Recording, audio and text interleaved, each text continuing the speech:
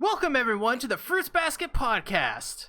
Today, we are here to talk about Fruits Basket Episode 14. Introduce yourself, co-host. Don't you mean Episode 24? Episode 24. I'm sorry. I apologize. Look, I just scrolled up my notes, but yes, welcome to the Fruits Basket Podcast, the episode everyone has been waiting for, and the episode that awakened caused me to dream about a live-action version of Fruits Basket last night. That's a dream to have. Fruits Basket Episode 24. Let's go home. Cosmo returns. I'm going home now. Goodbye. No. Wait, aren't you already in your home? Don't worry about it. Cosmo returns to Kyo to discuss his living arrangement with the Somas. But things get a little serious when Cosmo reveals Kyo's true identity in front of Toru. But Toru, being Toru, doesn't give up on Kyo and accepts Kyo for who he is, even though he ended up actually hurting her. Yeah, that was probably the biggest surprise of the episode, was him hurting her like that. Right, exactly. And my Because, first reaction was, throw him into the volcano now. I started throwing Kyo in with the lollies. Exactly, throw Kyo in with the lollies. We don't need any... You hit Toru, you get thrown into the volcano. That's the way it rolls around here. Only this Toru. You can hit the other Toru. The dragon maid? Yes. I mean, she's a dragon. She's fine. And so this one. Okay, so the episode. Yeah, lots of stuff here. This was an episode. This pretty much picks up right where the last episode left off, with Cosmo coming back, who we figured out in this episode is Kyo's sensei, who trained him in martial arts and stuff. Yeah, and he trained Yuki and Kagura too, I believe. Ah, yes. I think, I thought I wrote down who all, but yeah, I think it was the three of them. Right. Yeah, Kagura, Yuki, and Kyo. And what's odd is we initially see that Kyo is kind of like, we think he's angry, and that feels normal to see him angry that Cosmo comes back, but really he just doesn't know how to express how happy he is in front of the others. So they go to... Yeah, and that definitely makes sense, because like Kyo just like, he's always like kind of standoffish and angry. So like when he actually wants to show how he's happy, he has no idea how. Francesca also said he trained Haru, so that's another one. That would make sense. Now I want to see Kyo and Haru fight again. There you go. But yes, he doesn't... Maybe also a part of that is he doesn't want others to see that side of him quite yet. He's not open enough. Yeah, and like he definitely like wants to distance himself from the house as a whole, especially when we learn more. But when he and Cosmo are together, he shows that he is actually really happy that Cosmo is there. Exactly. The first thing he does is like throw an underhanded punch, I believe. Yeah, like an uppercut. Yeah, he thought he was like angry, but that's the way he's showing. Yeah, like my teacher who taught me how to fight his backs by attacking him. Yeah, exactly. It's like, I mean, like if I saw sleep. It's like how Goku says, "Gohan, you're up next. You got to fight Cell and save the world." Yeah, I was like, if I met Seed, my first thing I would do would try punching him, because that shows how much I care about him. Do I need to apologize for something? Don't worry about it. Oh man, I feel not safe. But speaking of not safe, we have how Kyo feels about everything, especially when Cosmo starts pushing out his secret and it gets out. Well, before that, I think they have a conversation, and Cosmo is there. Cosmo shows up, and Kyo thinks that he's going to basically relieve him of living at this house. But not so much. Kazuma, from the last episode, sees how Kyo reacts to Toru. And so... Right. Yeah, because he was like really surprised that Toru was like, or like he was smiling with Toru. Right, exactly. So he wants Kazuma to stay there, or wants Kyo to stay there. Right. And it's definitely interesting because Cosmo raised Kyo, and like how different he is from all the other parental figures that the characters have had. Mm-hmm. Yeah, you saw the Astro Comet as well, I see. Yes, I was confused by that. Are we on Twitch? We are on YouTube, Twitch, DLive, and Mixer. Okay, so yeah, and what I thought was interesting about Kazuma is like how he like knows how to get what is best for Kyo, even if it's not like obvious or like a simple action to do, and it's even risky. Right, right. I think at one point Kazuma comments later on that this whole thing with his Kazuma's plan of leaving Kyo here because Toru is there is a risky venture in itself because he could harm his own relationship with Kyo, and therefore, he may never get that back, or even worse, he may reject Toru entirely, which he does initially. Yeah, like he may reject everything, and that's definitely a risk, but the payoff is worth it. And it's definitely a very interesting mindset. It's like he loves Kyo, obviously. He wants what's best for Kyo, but trying to do what's best to him might end up backfiring. Right, right. Kyo is very interesting in this episode. We learn a lot about how he works, how he thinks, what's interesting though is like with a lot of the character backstories, we like see all the events that happen. In Kyo, we get that some, but it's much more about, like you said, his mindset, how he thinks. Mm-hmm. Right.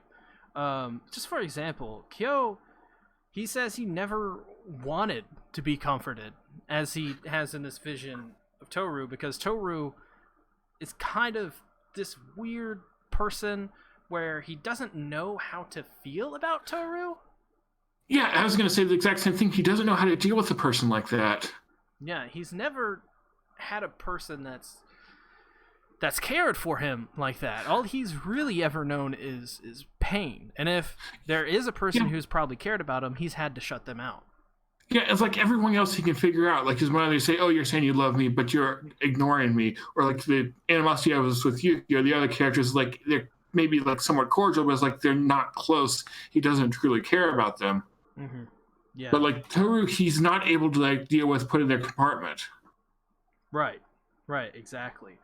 And I think that's what every character, not every character. There's a lot of characters in this anime that have that kind of like, you have like shutting the other people out. But I think Kyo's is probably one of the worst it's been.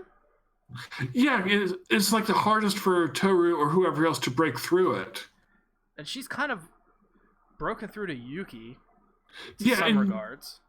She's definitely gotten to Kyo some, but it's only like surface level. Mm-hmm. Right. And this is like the first major like breakthrough of Kyo getting through, or Toru getting through to Kyo. And it's interesting too, just like thinking about all the other characters, how they're able to comment how like Kyo has mellowed out some, but it shows like he's changed a little bit, but it's not like sorry, Astro keeps confusing me. It's subtle. Yeah, and it's subtle. It's not like quite there, but it's like it's getting close. And so Cosmo's basically like pushing that off the cliff, or like pushing a bird off the cliff, telling him, "Okay, you need to fly now, or you're gonna die." Astro, if you want to watch this show, you do not want to watch this. Exactly. This is like the final big climax of the season. Astro, go away. Go watch Kill la Kill. Yes. That would be much advised. Exactly. So Toru, so Kyo says to Kazuma that he hates this place. Right, and that was very interesting because Kyo seems to like be okay with it, but it also shows like in a way he's lying to himself. He's trying to tell himself that he hates it so he won't feel bad when he leaves. Right, he's running. I think Kazuma even says he's running away from his issues, his problems. He's not facing his reality and his true feelings. Probably partly because he doesn't know how to deal with them. Also, he probably doesn't understand them completely. Yeah, he's saying, and then Cosmo knows Kyo well enough to know that that's not the reason or the actual reason, even if Kyo doesn't acknowledge that. Mm-hmm. Yeah. Oh, something I really liked about Toru is kind of a lighthearted moment, but it's like she was saying she wants to see Cosmo and Kyo go a few rounds. Yeah, that was a quintessential Toru moment. Exactly. I agree with Toru. I want to see that too. I like her personality. Like when Kazuma shows up and Kyo has to deal with whatever. It's not like Toru's really excited, like, oh, a new person. Like, she's always like that. She's always happy to see other people, especially in Kyo's life, but just to see these new people in different. Well, I think you might be onto something there too, because like Toru doesn't want to see it because it'd be cool to see them fight, which it would, but like she wants to see someone Kyo is comfortable with doing what they enjoy together. Exactly. That's another big part as well. She wants to see everyone be happy. And Francesca brings up a good point. She says that she took it as he was scared of basically getting closer to Toru and the whole true form thing. That's the obvious one, that definitely is right. But it feels like there's definitely a lot more. Like he's constantly blowing himself out. He thinks he has a way out with Cosmo coming back. I should really ignore Discord right now. All right, do not disturb. Bug me later on Discord, people. Yes. He definitely feels like, oh, finally, Kazuma is here, so now I don't have to deal with it anymore. And that might be why he was so excited. It wasn't just to see Kazuma. Well, in a way it was, but it's like, I can get away from this. I no longer have to get the walls up. I have someone who will take care of me, who actually completely accepts me. Right. And also, as well, just so he can I think the big one is just so he can run away from his issues. Right. It's like he sees a way out, but Kazuma's not going to give that to him. Right. Kazuma, being the smart sensei, he sees what Kyo is going through, and I think everyone can agree, when you look at it from Kazuma's perspective, it's probably way better for Kyo to be here than to be with Kazuma, or to be, be wherever, isolated to himself. He's not going to grow as a person that way. Yeah, exactly. With him being with Kazuma, nothing will change. With Toru, he has and will change. Right, and it's already shown through all the others that Toru changes people. And so Kazuma very smartly believes that this is one of Kyo's final chances. I think Kazuma might be one of the smartest characters in the show too, just with how he knows people. Right. That's for sure. I think that also a big part of what plays into that is Kazuma being this martial arts sensei teacher guy. He probably deals with a lot of somas and a lot of other people. Well, yeah, because he's part of the main clan, so he's seen this before. He knows somas who are like. He's one of the few people that we've seen who is not a Zodiac, but knows about it and is around them. I can't actually read the person's name because I'm blind. But they ask, what do you think of Kyo's parents? Oh, yeah, well, we only really saw his mother, which I thought it was interesting how he was constantly assuring him that she loved him, but it was like she was walling him out. She was basically trying to hide his monster form from the world. Yeah, it was another instance of seeing a parent of one of these children end up maybe not the best parent. Yeah, it's like they might be trying to help, but they're making things worse for their child. Right. Because we had that with Momoji, we had that with Kisa, was it? The tiger? Mm-hmm. Yeah. Yes. And Yuki, or not Yuki, Kyo. God. Kyo with his mother, it seemed very much like, from what I have seen, now there may be more context added later, but it seems like she wasn't doing this from like it definitely didn't seem like she hated Kyo by any regard. Right. It felt she's doing it out of fear, I think. Right. Maybe fear that the monster will get out, or not the monster, Kyo's true form will get out and hurt other people, or just something bad will happen. Because it seems like he has control in that form. Like he won't go on the rampage unless he does it consciously. It was like just the form of it will terrify people, will make people see him as a monster. Mm-hmm. Right. Okay, apparently I'm not supposed to call Emoji-san by his actual podcast. Yeah, he's only Emoji-san to me, so... And the podcast, apparently. Although I have said his name correctly like 3 times in the past week or so, and let me say, I'm getting pretty good at it. And don't worry, Captain Plank, we will not talk about Fire Force here. We'll only talk about a good show. Hey, I didn't say that one. I had my big rant. You can go watch that on last week's KON. Okay, so back to a good show before people all leave. So we have Kyo's mother basically trying to isolate him as much, always checking to make sure the bracelet is there. Yeah, always. That's what Kyo notices the most. And I think that starts his suspicion and eventually his kind of his thought process of maybe who does his mother really actually care? Yeah. Something else too about the bracelet. Someone was mentioning it in the Discord. I think it was Francesca. But did you ever really notice he had the bracelet like that? Yes. Okay. I saw it was there, but I did not think anything of it. I knew the bracelet was there. I'm like, oh, that's I just thought that was one of his that's what he wore. He always wore that. Yeah. But then when Cosmo started pulling it off, I was like, of course. Oh, is that what that is? Yeah. And I love how they have something there that makes complete sense for its actual purpose, but you just don't notice it. That's how you do a good plot twist. Oh, for sure. Yeah, for sure. It was really good how they did the whole bracelet thing. Yeah. And when he takes it off and you see it fall, and the camera is on it until it is completely on the ground. Man, that's good stuff. Okay. Yeah, and how it really built the suspense on what's going to happen. Right. What did Cosmo do? Mm-hmm. Exactly.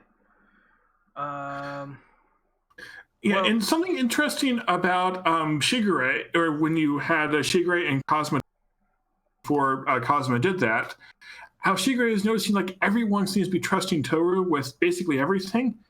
And I wonder if that's showing that Shigure does not fully trust her like the other people do. Or maybe he doesn't. Maybe he believes that's too much for Toru. Yeah, it's not. I guess trust might not be the right word. Maybe it's he doesn't believe in her capability like all the others seem to. Right, or maybe it's just eventually for Toru it will maybe get too much to her at some point, and she'll have to confront some things about the way she's living. I'm not sure. Yeah, that could be too. Maybe she can't be the one to save everyone, or Shigure has seen someone else like her fail. And something else interesting. I'm going back a little bit, but I don't want to forget that. But when Cosmo is basically told to Kyo to stay here, Kyo asked if it's because he was afraid of Akito. Yeah, that's interesting. What happened between Akito and Kyo or Kazuma? I think that's there may be something there, but I also think as well, I think it's just because we've seen what Akito can do, and they all know what Akito can do. So maybe I think a big part of that is Kyo's thinking, well, I've seen what Akito has done before.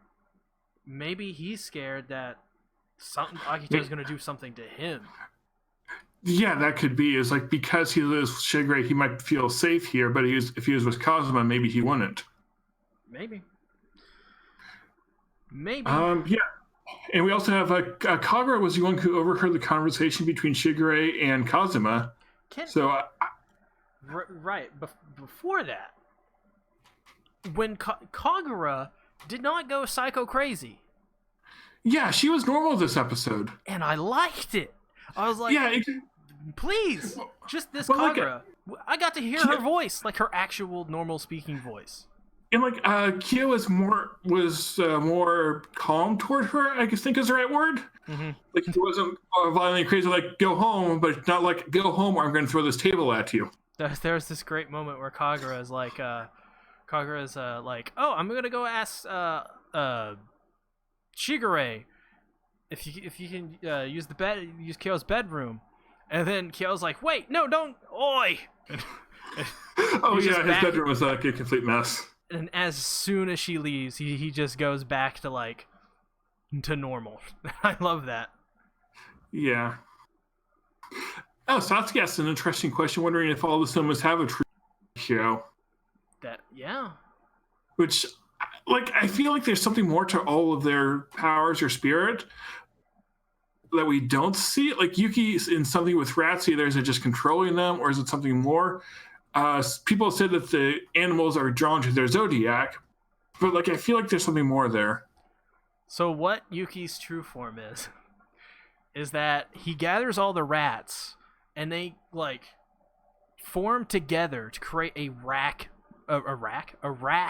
mech just out of rat bodies. This sounds like Ninja Batman or Batman Ninja, whatever that movie is. Was there a bunch of Ninja Batman that formed together to create a giant mech? Go watch it, just trust me. I may. It's the most stupid anime movie I've ever seen. I may. You don't know me. You don't know what I got. You don't know what I'll do. But anyways, yes. You were talking. Well, first of all, finishing up on the Kagura thing, because I think it's important. Oh yes, Kagura. Kagura is not a bad character. Kagura's not a bad character when she's not yelling and screaming. Exactly. She was like calm and normal, and even last episode she was more, whatever. I don't know what the right word is. More. Bearable. Not annoying. Yeah.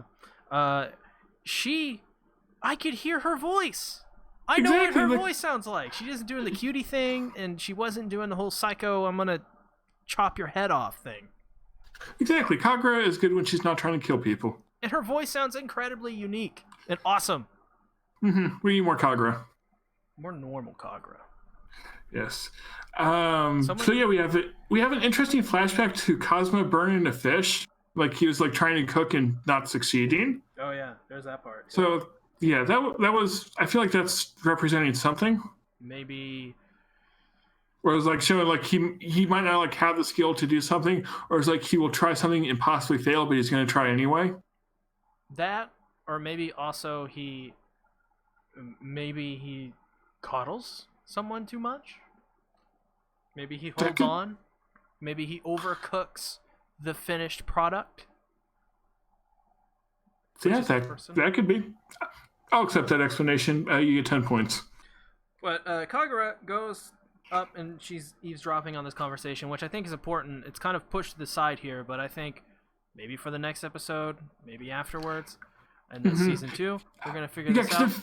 It felt weird that they would notice her doing that, and when they could just cut to Shigure and Cosmo anyway. But like, Kagura really didn't do anything for the rest of the episodes, so what's going to happen there? Yeah, I think Kagura's going to either have an emotional breakdown, or based off what we saw in the final moments of this episode, or what, I don't know. But it's definitely important, her noticing this, and it's going to reoccur. It's going to pop back up, for sure.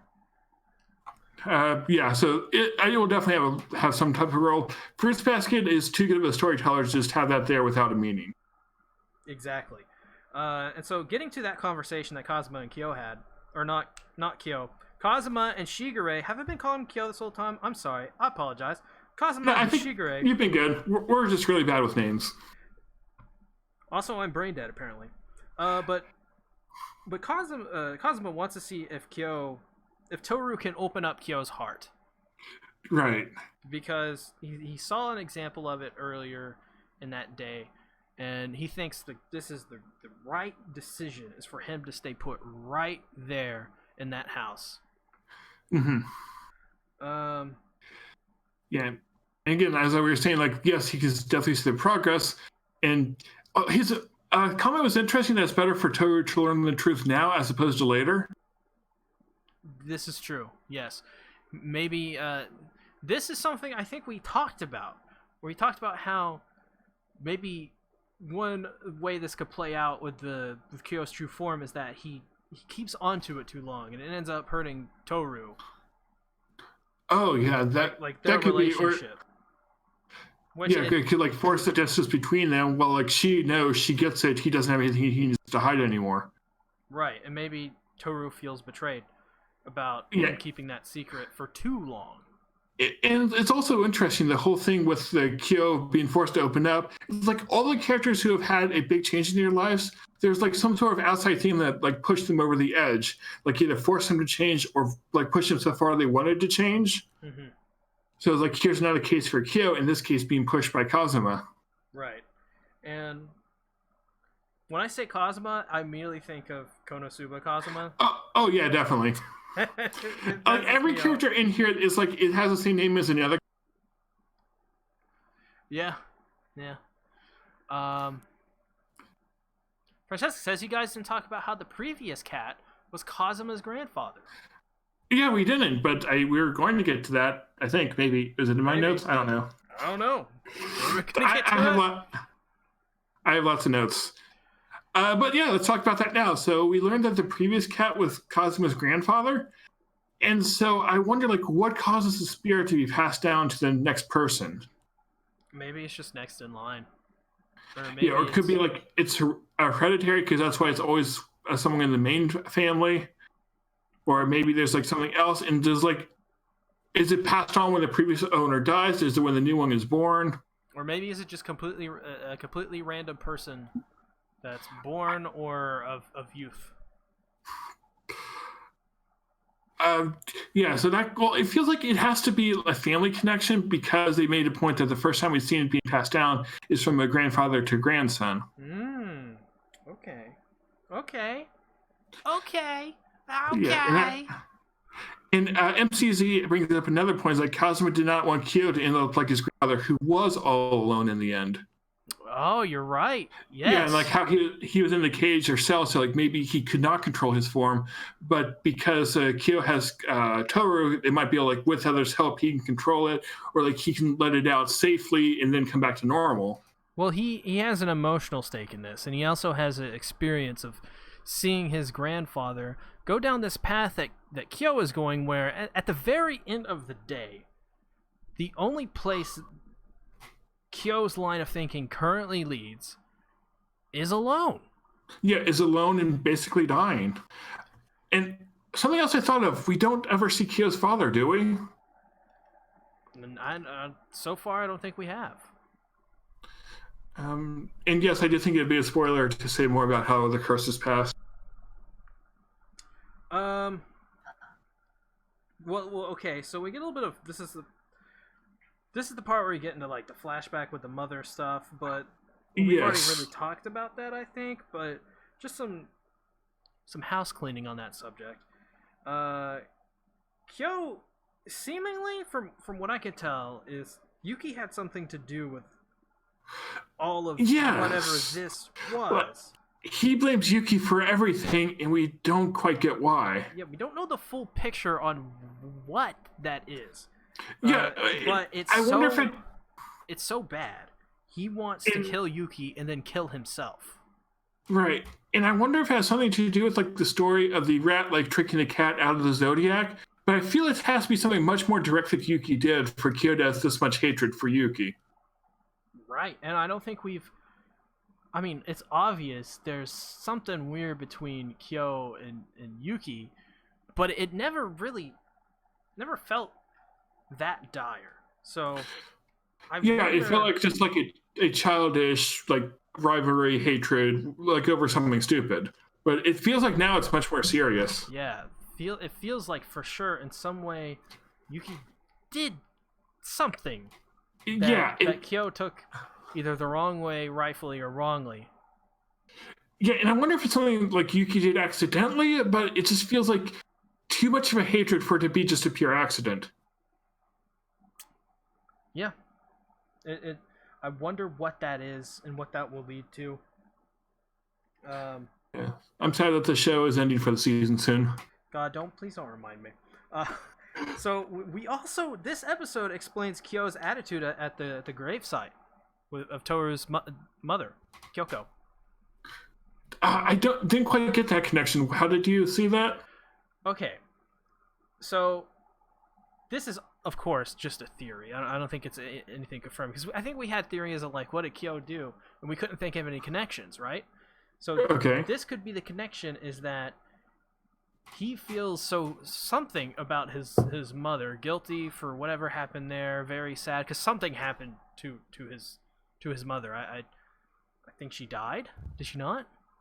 Yeah, like his mother killed herself, and then Toru lost her mother. So I think I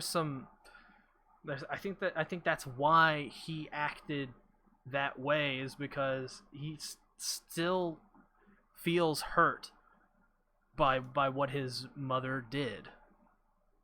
Yeah, well, Francesca's saying that that's actually a different secret he has. So, but yeah, it could definitely affect his mindset, I would say. For sure, for sure. I think either way, that probably plays a part in how he probably felt. Yeah, it just like ties into the whole connection, like what they've been or what he's been through, like how it's like framing his mindset so much. Mm-hmm. And I think Kazuma says about Kyo and Yuki's relationship that Kyo is putting all of this on Yuki so that he can sustain himself. Yeah, it's like all of his other emotions are somewhere beneath his hatred for Yuki. Mm-hmm. And I think Kazuma's right. I think he's doing it because that's how he keeps going. Is that revenge against Yuki for whatever Yuki has been perceived as doing wrongly. Yeah, like he needs some sort of motivation, some sort of reason to live, and like his hatred of Yuki has become that. Exactly. It's weird. It's very twisted and sad, really. Yeah, it is. Like it shows like how messed up Kyo as a person is. For sure. Right. Marmalado makes a very good point. If it's someone else's fault, you don't have to change. Exactly. That's a really good point. Yeah, exactly. Because like if the problem's yourself, it's your responsibility to do something. But if you say like, "Oh, it's all that person's fault. Nothing's my fault. I don't have to change, get better, do anything." Yeah, there's no self-reflection on Kyo's part. Exactly. Like if you frame all your problems as someone else did it, just be the victim, then you're morally right about everything. Exactly, and it's kind of wrong, you know. Like Kyo should reflect and look at this logically, and maybe he does, and maybe he sees that there's no hope for him, and this is how he copes with it. This is how he has an excuse to keep going on day to day. It's because it's like his whole worldview is such that I don't think he can think about it logically. It's so like ingrained into him. Right. In many ways, he's put in a corner here. Yeah, and here it's like he's forced to like truly examine what does he believe, what does he want, how does he feel about Toru. And sometimes it's easier for a person to stay complacent and not do what they should, because acting out, putting yourself out there, and fighting for what you believe in is a little bit, sometimes that's harder and way more painful than the road that you take when you just don't do any of that. Yeah, you're completely right. Complacency is easy. It's easy to just like sit where you are. Yeah. But it's like you need some sort of push, like push you out of your comfort zone, force you to change. And I think that's also a thing we keep bringing back up like every podcast, is that change is Toru. Exactly. Well, that's the whole point. This show keeps bringing it up. We're just seeing what the show says. So I guess we should start talking about it. We haven't talked about it yet for a good reason. We want it to be at the end. Yeah, it's like we're like 40 minutes into the podcast and we haven't even we just got to the big event. Yeah. So let's finally say it. Kyo transforms into a monster. It reminds me a little bit of the nine-tailed fox from Naruto. I was about to make a nine-tailed fox joke. Yeah, like I even had a comment saying like Kyo transforms reminds me of the Nine-Tails in my notes. It reminded me of the Nine-Tails, but I've actually, honestly, I've seen this form before. I've seen it in a manga form before, I think. And I don't know when I saw it, how I saw it, but I've seen it. Because when I saw it, I was like, damn, that's that. I've seen this. Now, I got a Fruits Basket poster about around a month ago, so I was wondering, did they sneak his true form in there without me noticing? Maybe. But they didn't, sadly. That would be really cool, though. Oh, and something else, too, I noticed. I don't mean to, like, keep dwelling on, like, the stuff, but we have a Toru outside in the rain with her umbrella, and then when Kyo told her not to look, her umbrella flew away. And remember the opening, a common motif was all the umbrellas. Right. Maybe it's just off the top of my head. Maybe it's something like that is Toru's shelter. Maybe that's like her, like everything's okay. Well, you also have the umbrella is like a way to keep rain off, and Kyo hates rain because of the spirit. That's true. That's true as well. Yeah, Hazel says she told us that the rain umbrella would make sense, and yep, you are right. It now makes a lot more sense. There you go. There you go. I knew that was a good. I knew like it would mean something, but I was trying to figure out like, what. And yeah, it's a good opening. Though I skipped the opening because I really wanted to see the episode this time. So Kazuma basically tells Toru to come meet out at a certain time, and Toru obviously agrees. Right. At this time, Kyo meets with Kazuma. Kazuma talks about all the things they talked about. Grandfather, all that stuff. Kyo talking about how he hates the rain because of his spirit. And he also asks Kyo if he has accepted his true form or completely accepted his true form yet. He's gonna have to, because Kazuma pulls off the bracelet, and his true form is released. And he runs off into the forest, and the first thing we see is Toru running after Kyo.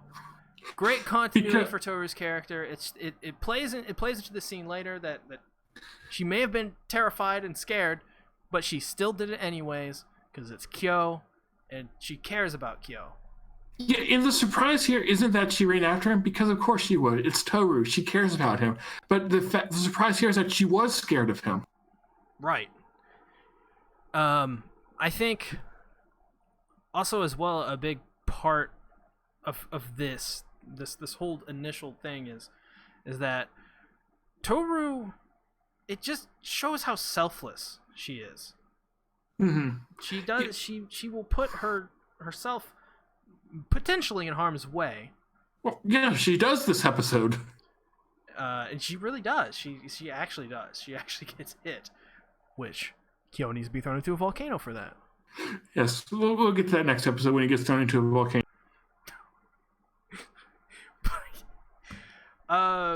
But she starts running in the forest, and she trips, and breaks her sandal thing.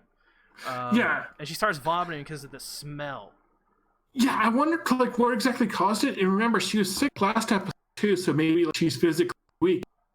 Started to get over it. Well, no. He smelled like, they explained it like Kyo in this form smells awful. Yeah, they did say that, so I guess that definitely would make sense. And that's something that we kind of can't experience because this is a visual and audio medium. We can't experience the smell, which is probably good. So we're kind of missing out on like Toru's feelings from there. It should be The Sims. Like, you know how in The Sims they have this, the cloud. Haven't played The Sims for a while, so no. Good night. Oh my. But yeah, she's sick as she runs, and she says that it's like a smell she never smelled before.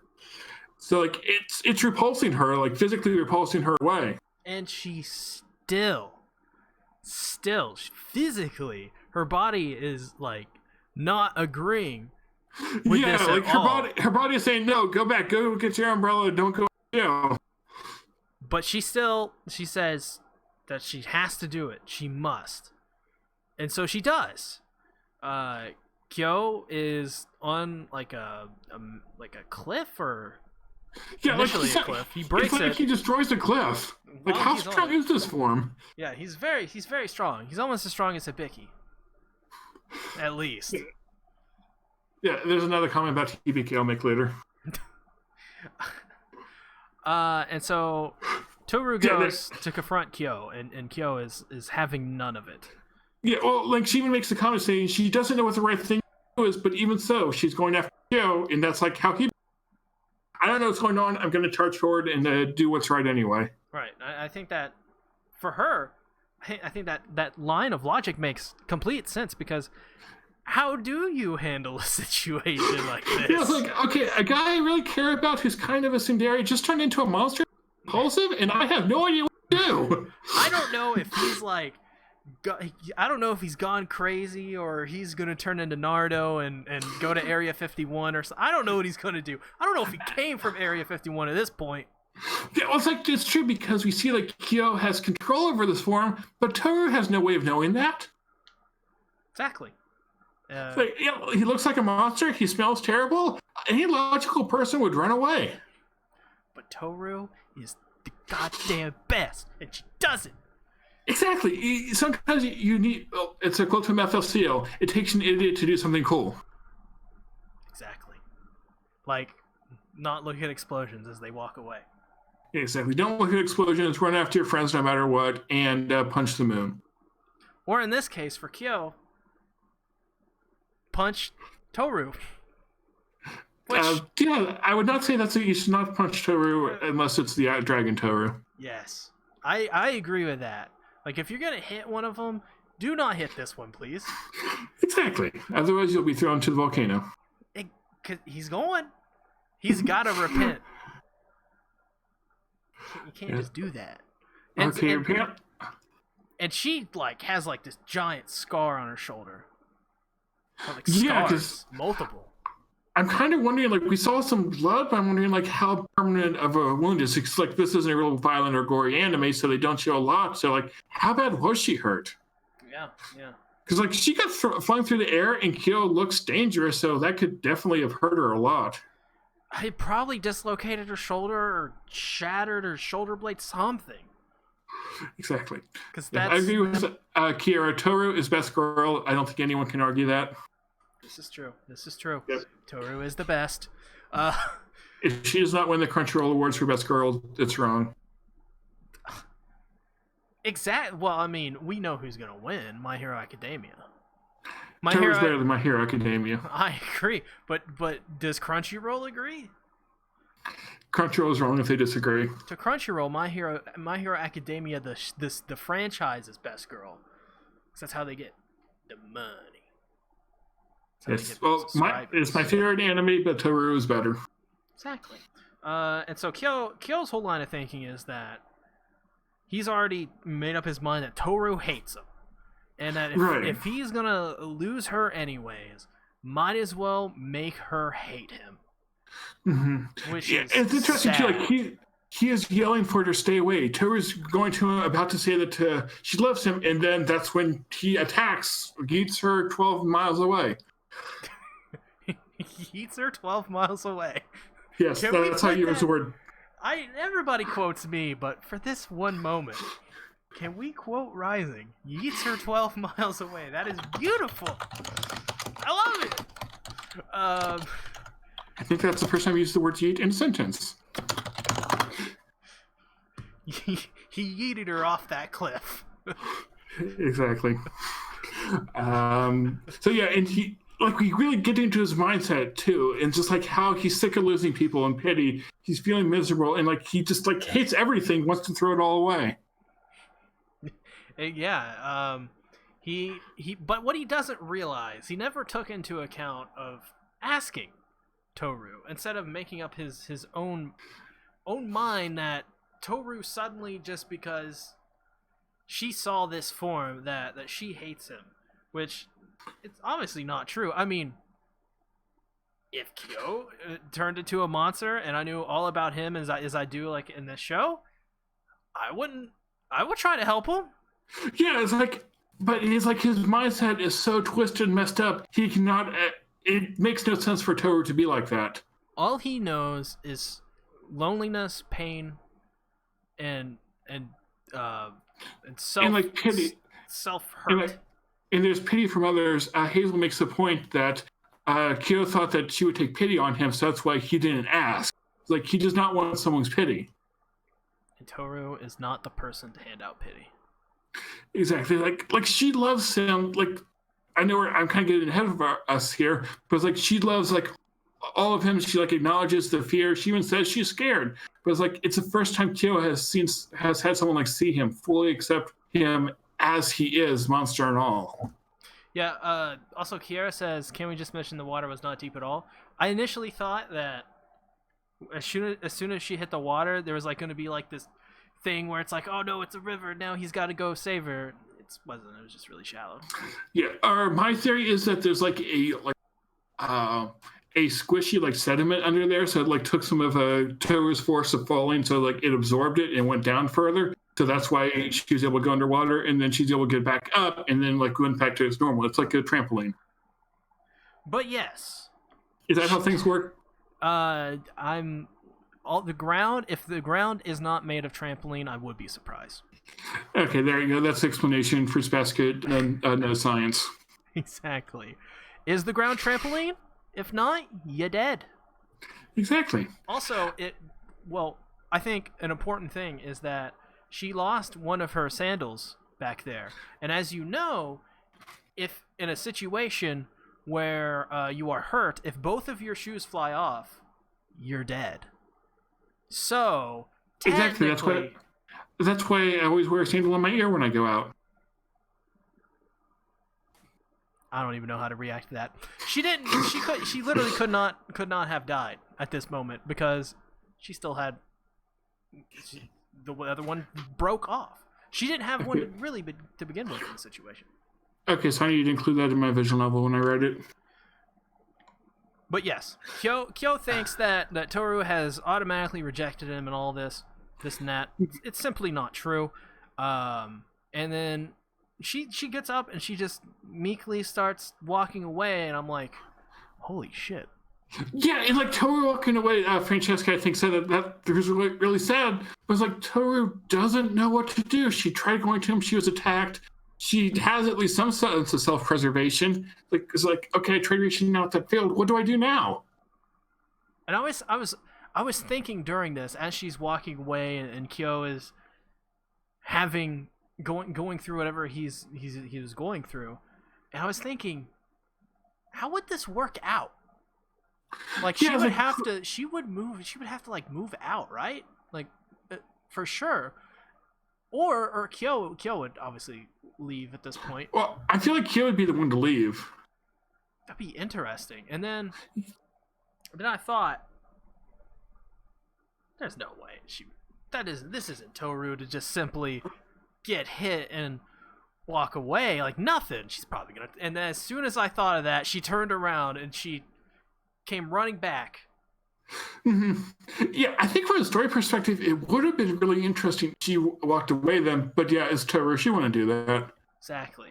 Character continuity. It's always important to know how a character is going to act if you think through it logically. If you think through it like I did. Exactly. And then it actually happens, and it's logical, that's good writing. And this is really good writing. Yes, and they also nailed the atmosphere too, as Klimptone said.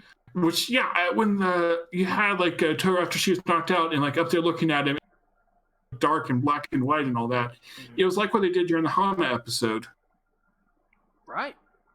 Exactly.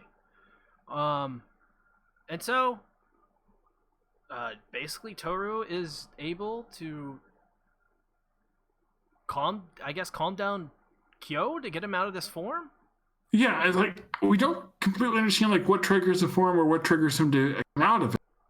Right, but I'm gonna go ahead and say Toru using the hug penalty. Exactly, it's the hug of friendship. It's the hug penalty of friendship. Exactly. And then Kyo turned into a cute kitty cat, and then Toru carried him home. Right. That was a beautiful moment. Cosmo was happy.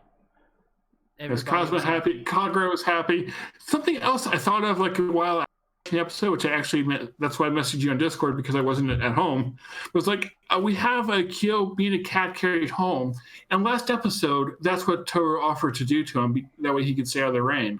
Yeah, and Kyo didn't want to do it. Yeah, but now it's like he hugged her.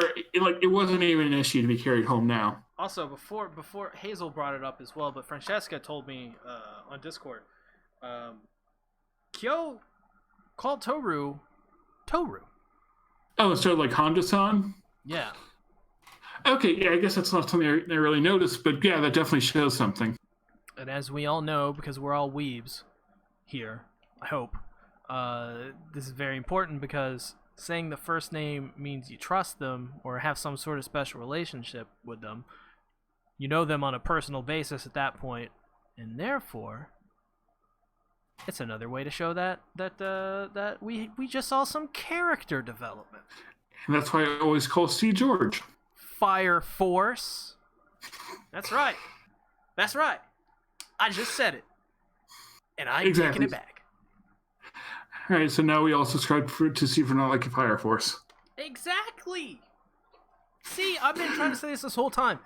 Day one, since we started this podcast, if I can get people to subscribe to me for not liking Fire Force, mission accomplished. That being said, I didn't know what Fire Force was until it started airing. Okay, good to know. Yeah, sorry, I'm reading comments. Oh, yeah, the X-Speed watching now, too. So, hi, X-Speed from Twitch. X-Speed! So we have... and something else interesting about Toru is, like, person that his mother isn't, because his mother, like, was trying to ignore him, not look at him. It's like Toru is a person who's able to, like, see all of him. It's kind of like how Toru is for Emoji-san. Mm-hmm. Right. Just another example of Toru. Satsuki, you son of a bitch. He said, CX Tamaki.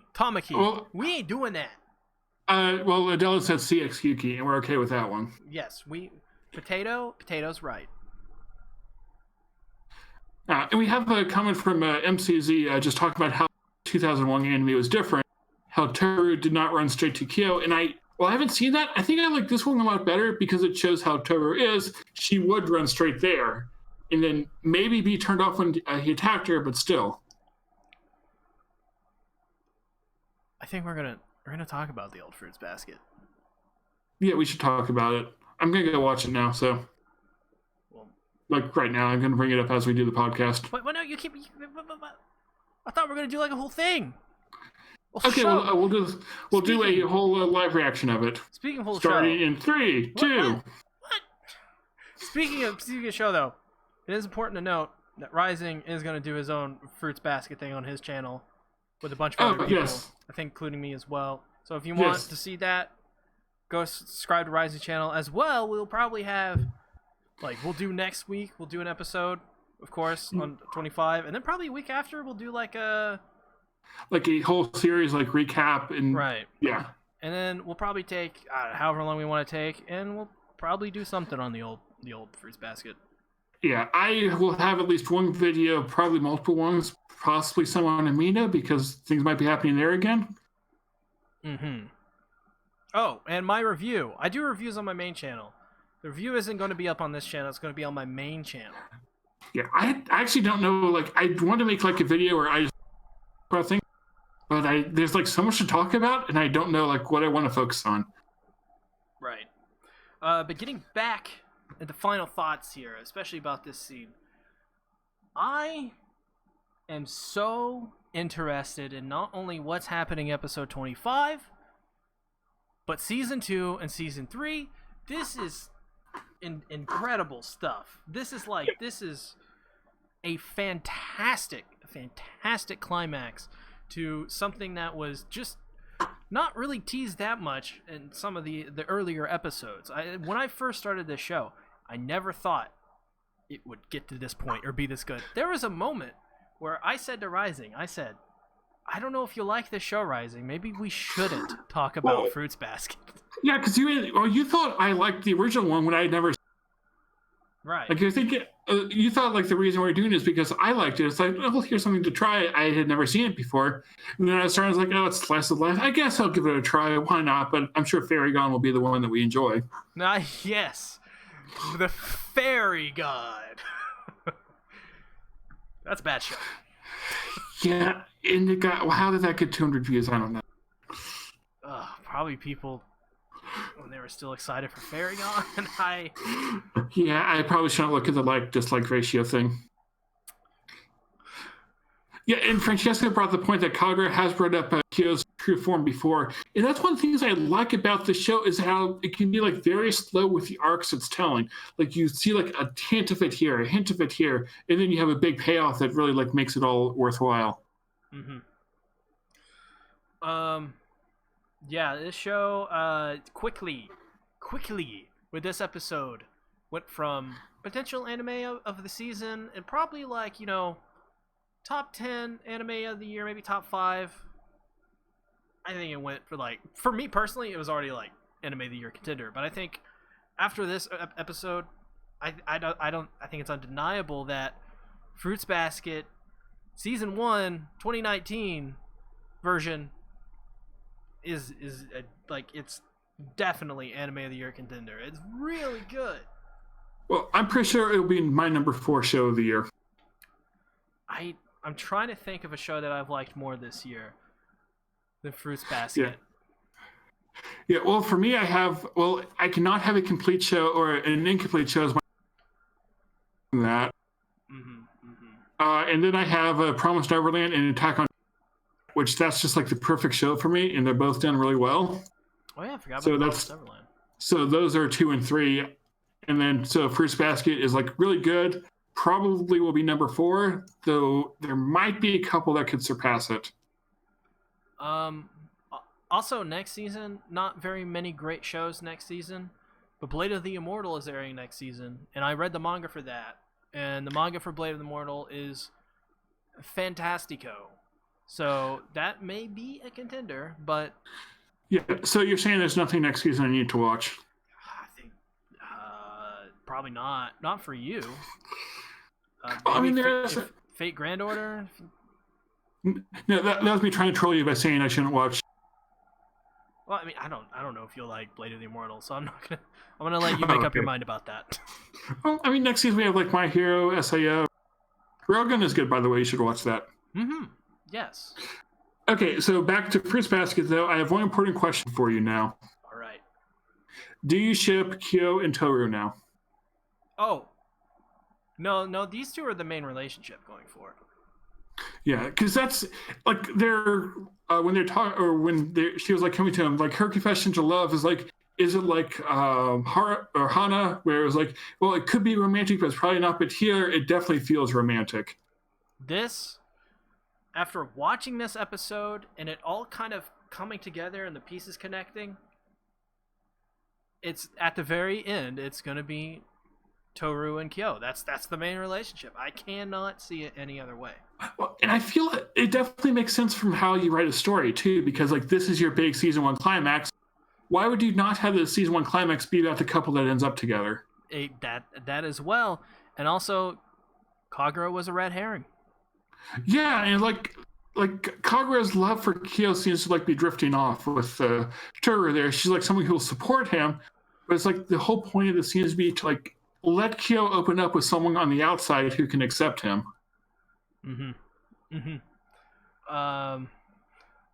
Red says, "Welcome to the Kyoru side." I don't care if the Kyoru side, and then we have Kyo and Toru, we have Yuki and C, so everyone was happily ever. Yeah, where's Kagura though? Kagura can go with Satsuki. All right, Satsuki, it's time for you to shine. Exactly. I can see that being a great relationship. I picture it now. God, is there anything else? Yeah, well, I will say I won't say I was let down by this episode, but I was not as blown away as I thought I would. But I think it's one of those things where, like, talking to you, getting into some of the small things I missed, I appreciate it more after talking about it than I did before. I think it's a big part. I as well. That's why I like watching anime, because I like discussing it in videos and stuff. That's why I watch. That's why I do 2 channels, 2 anime channels. Yeah. So. And speaking of 2, I got 2 new subscribers tonight, so thank you for subscribing to me. Subscribe to Rising. Yeah, and it's really impressive. Like, an introduction can be like this thrilling when like most of like it's kind of light on story. It's more like character introductions and like some growth for them, but not a whole lot of actual story going on. Right. MCZ says, now the romance story truly begins after this. And that made me think, I think last week we talked about ReZero and how the story truly begins after season 1 of ReZero. Yes. And I think I might go like read 10 chapters of the web novel. Of ReZero? Yes. Oh, I think it was Mitch said that I should. I was like, this is a good idea. I should go do that. I have lots of video ideas, though. I'm going to go work on videos more tonight. Oh, not right now. I'm not going to leave you. Well, I was just going to say, we should probably get on topic of ReZero, because I don't think a lot of people here like ReZero. Everyone, go watch ReZero. It's the best anime that Garfield likes. I think you should watch the ReZero podcast instead. Actually, yes. Go watch. You don't even have to have read ReZero. Just like watch the first every podcast. That's what I do. The first 5 minutes of each podcast is insane. It's insanity. Yes. And if you check out my channel, we have a podcast I do a C about Sympho Gear, which is out as on top.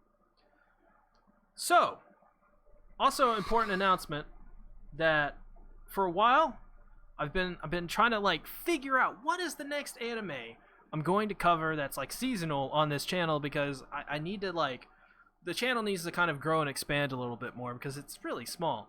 And so I've been looking for anime to do this on. Twin Tails? No. But well, it has to be seasonal. It has to be a new airing show. And I actually didn't want to do this. I didn't want to do this anime because I know you guys aren't Fate fans. At least I would like to think. So, but I'm going to do Fate Grand Order anyways.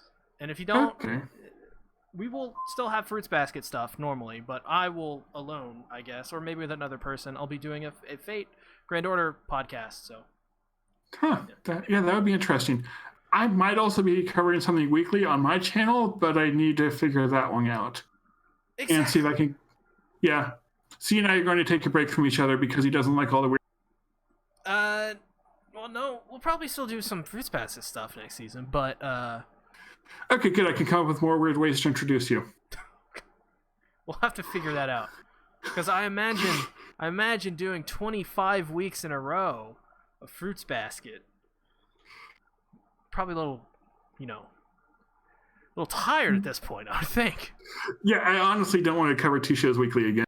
That's a lot of work when I want to do other stuff too. Right, exactly. But yes, the podcasts have all been wonderful though, and I'm glad that we have another episode of Fruits Basket because podcasts are fun and Fruits Basket is fun. Oh, XSpeed. It's not that I don't enjoy it. It's that I don't think Fate would fit into this channel currently, soon after Fruits Basket. You should talk about Fate Klee because it has cute girls. And they're all 12. Luvia. She's 30. Exactly. You cannot. We're talking about Fate. This podcast has gone on for over an hour. It has. Thanks everybody for watching. Rising, where can they find you? They can find me on YouTube where I make videos. All right. Streams of Danganronpa if you're interested in that. If you're not, that's okay too. Definitely. They can find me on Amino where I have not posted anything for like a month, but I'm going to be doing so again soon and possibly doing more collaborations with them. They can find me on Twitter where I will post random things, even though I kind of break from Twitter for a little bit after thinking about stuff. But yes, I have thoughts on Twitter. Kiara but yes, wants to know the order to watch the Fate series. Didn't you do a video on that? I wrote it. I wrote the video for it, but I may put it out on the main channel if that's. It could. I don't know. Yeah. But she also said she started watching Sympho Gear, so. Yep, very good. If you want to go join our Discord, there's a Fate channel if you want to like talk about that, or Fruits Basket, or Sympho Gear, or anime, or manga, or politics, or whatever else we have. Yeah. Fun stuff. Yes. So yeah, thank you everyone for watching. I think this is a record had watching. Really? How many people have we had watching? We had over 30 for a while. Wow. And we started streaming 69 minutes ago. It's never happened. Yeah, so thank you, everyone. We're glad that you can enjoy this show with us talking, and yeah, especially people who comment. Yeah, it's weird, but it's fun. Apparently, seeing Rising are babes, so I'll take that as a compliment. It's going to be like that time we ended the Promised Neverland podcast, and it felt weird. Because I didn't want to stop doing the Promised Neverland podcast. I want more Promised Neverland. Same. This is an awesome year for anime. Like, I don't think there's ever been a year with... Yeah. This has been... That's probably the topic we'll probably talk about tomorrow on KOA, because I was thinking about that today. I was like, because it's going to be a short show this week on KOA, and might as well spend like 5-10 minutes just talking about how great this year has been, whether you love the shows or not. There's something for everyone. Yeah, like, I want to make a video just saying, like, here's why this year is the best year of anime ever. Here's my logic. I'm right, you're wrong. Anime is awesome. Yeah. And of course, unless somebody dies, the Fruits Basket podcast will continue on with season 2.